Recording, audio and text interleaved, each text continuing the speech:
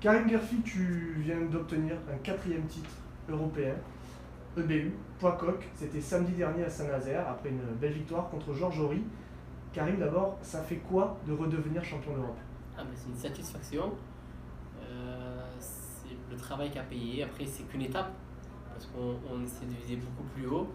On veut d'autres challenges. Et c'était une étape importante parce qu'elle pouvait décider de l'avenir de Karim Gerfi dans la boxe. Et voilà, on a pu voir qu'on pouvait continuer, qu'on avait les armes pour continuer. Et c'est une étape qui est franchie, mais c'est pas une consécration non plus, quoi. C'est juste une étape. Maintenant, on va aller voir plus loin. Personnellement, est-ce que ça a été beaucoup de joie? C'était de la joie parce que, comme je vous l'ai dit, c'était tout ou rien. C'est-à-dire, soit on quitte ce monde de la boxe en compétition, soit on continuait. J'ai prouvé que je pouvais continuer. Et donc, c'est vraiment une joie énorme de montrer, de prouver à tout le monde que je pouvais être encore là. Cette victoire, elle est intervenue après une longue période d'inactivité, en tout cas à une telle importance de combat.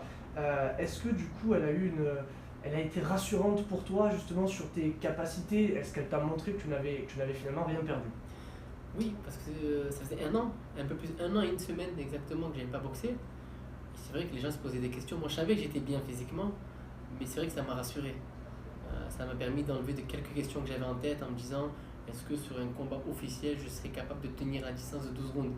Là, le combat s'arrête à la peine du 10e, mais dans ma tête, je peux aller encore plus loin. Je peux faire encore 4, 5, 6 rounds. J'étais bien. Donc, ça m'a enlevé des questions, ça m'a donné des réponses positives, et maintenant, je peux avancer. Alors justement, avancer vers quoi? Quelles sont les prochaines échéances?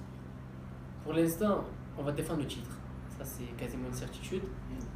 Je vais te donner en exclusivité le nom du probable prochain adversaire. Ça serait sûrement Lee McGregor, un Anglais invaincu.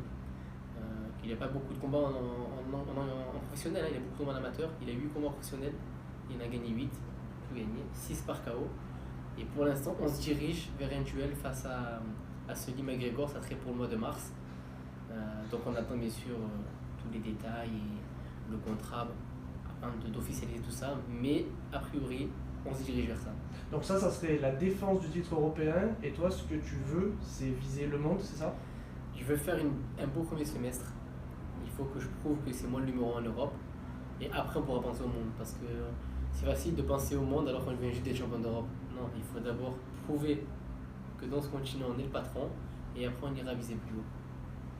Merci Karim. Il n'y a pas de quoi. Avec plaisir.